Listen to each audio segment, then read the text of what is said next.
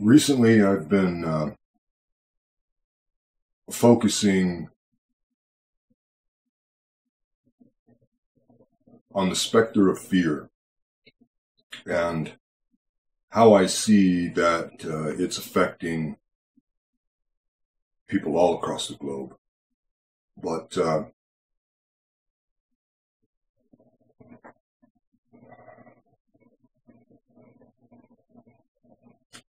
you know, every single one of us has experienced fear in our lives at different levels, different degrees.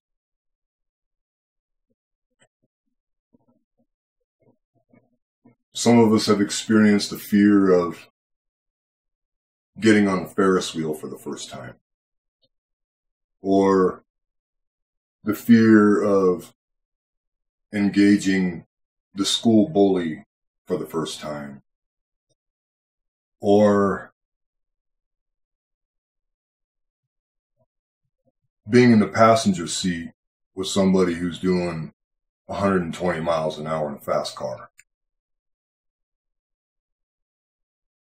Some of us have experienced fear of losing a loved one or losing a beloved pet. Fear comes in various shapes and sizes, colors, extremes.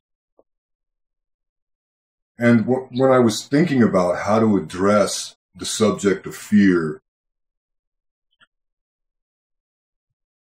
as a result, I started dredging up old memories, that I had forgotten. Most of them I would just like to forget. No big deal. I try not to think about any of that stuff anymore because up until the recent years that have come by or gone by, I didn't think that I needed to think about those things anymore as a means of staying on my toes, because I've been on my toes, on the balls of my feet for most of my life. But I wanted to share something with you from my past. And I ask you not to see this as one of those boasty things or, something like that. I just really want to explain to you the strongest fear that I had ever felt in my life, how I got through it, what resulted from it, and how it affected me afterwards. And I'm going to make this as brief as possible. Excuse me. My wife just made me some homemade burritos and homemade tortillas. Good stuff. The first time that I had to engage another man in hand-to-hand combat to the death was the single most absolutely terrifying and nearly paralyzing experience of my life. I won't go into details as to where or when or anything like that, but I'll tell you that I was very, very young. Most people my age at that time they were far from that world or far from that type of circumstances. Unless, of course, you were a kid in a third world country or something. It was, pretty common. The first time that I had to engage another human being in combat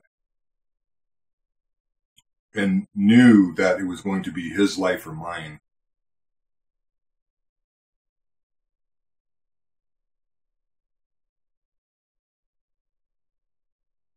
before I had to actually do it, I had to think about it, what I was doing and how I was going to approach this problem.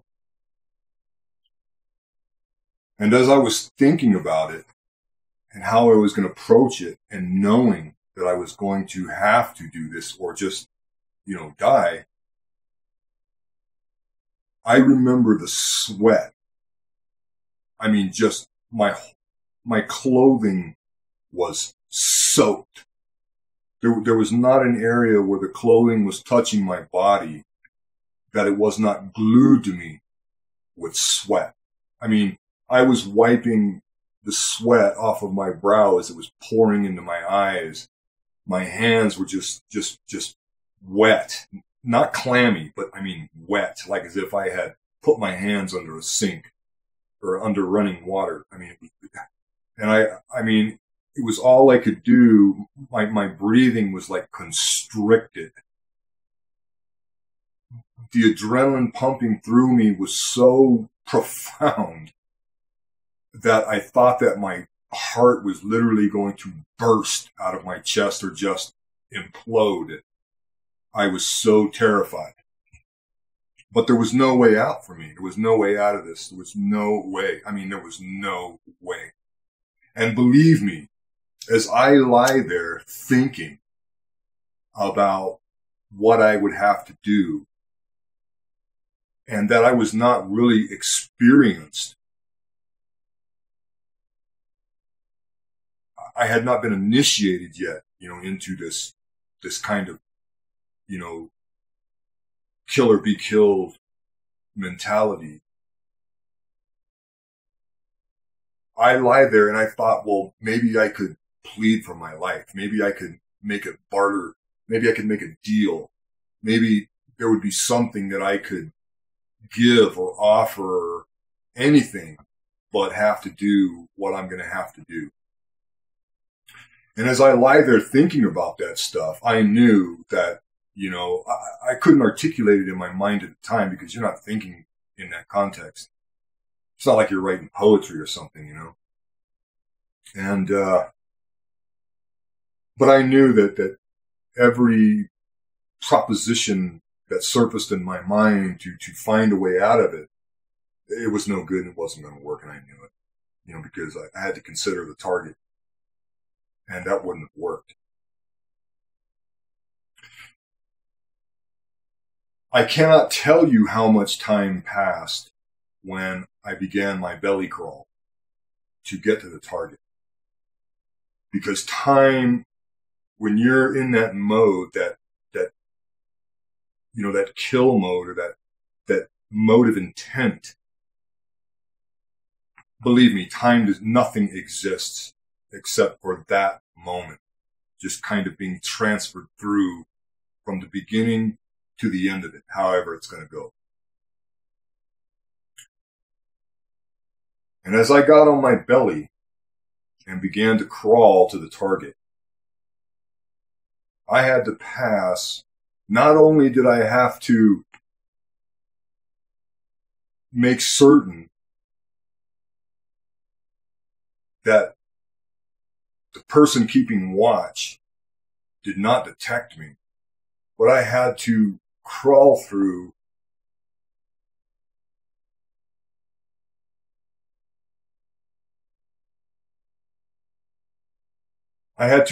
past 11 men, 11 young men to get to this target.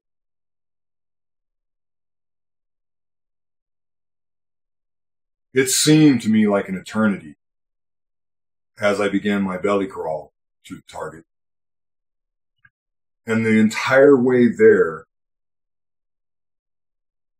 of course, I did not make a single sound. I mean, I knew that if I made one sound that the jig was up, I was toast. So as I crawled, I'm sorry if I'm seeming to repeat myself. It's just that it's been a long time and I'm really trying to give you a sense of fear and what it takes to overcome it sometimes. But I remember that there were several times as I was crawling along that I almost literally blacked out because my body and my mind was just overwhelmed. I mean, I was being overdosed with pure, uncut adrenaline. And as I was crawling, I just knew that there was no way that I was going to accomplish this. I just knew it, that I was going to fail. I just knew it. I mean, there was just something in me that just knew that there's no way that you can do this because that's the fear in me, the fear in me was battling with, for lack of a better description, my courage that I had.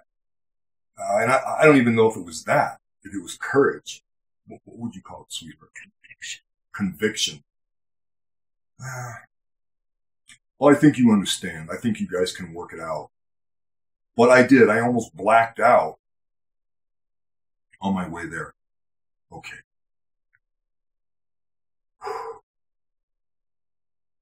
When I think about it now today, I mean, my adrenaline isn't going like it was then. Oh, no.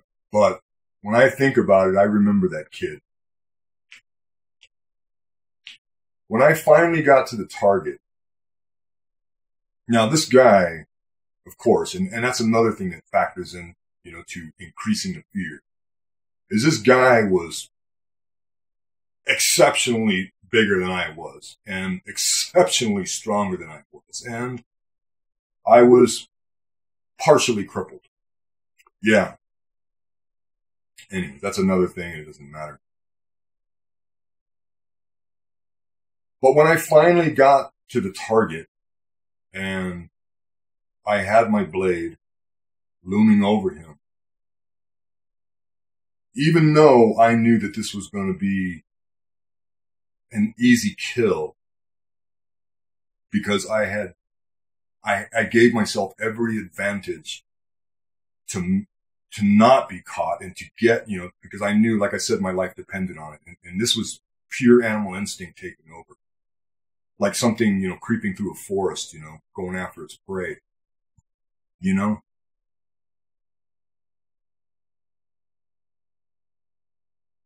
Once I'm not going to go into what I did, but the end result is that he was dead and I was alive.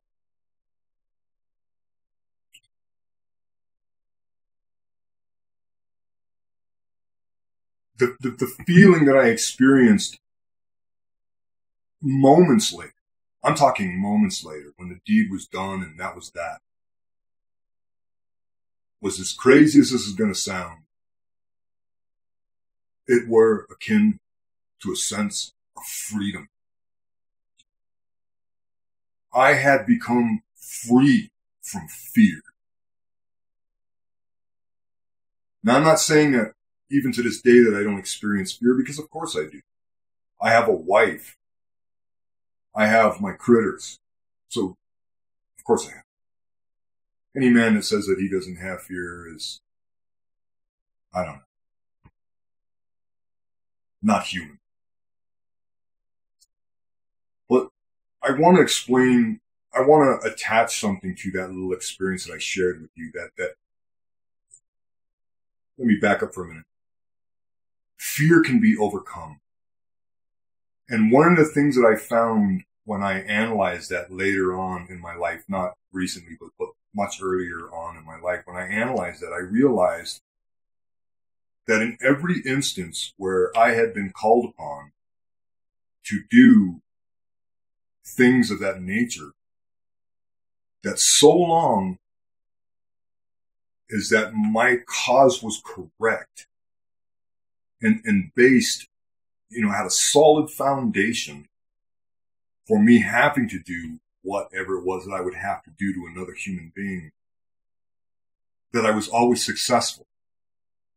It wasn't luck. It wasn't a roll of the dice. There's other things that factor in. When your enemy is wrong, he always loses. Always. So there was a time, I guess, I've never experienced this, and I'm not sure that it ever really existed, but I think that there was a time in this country when peace officers were just that. They were officers of peace.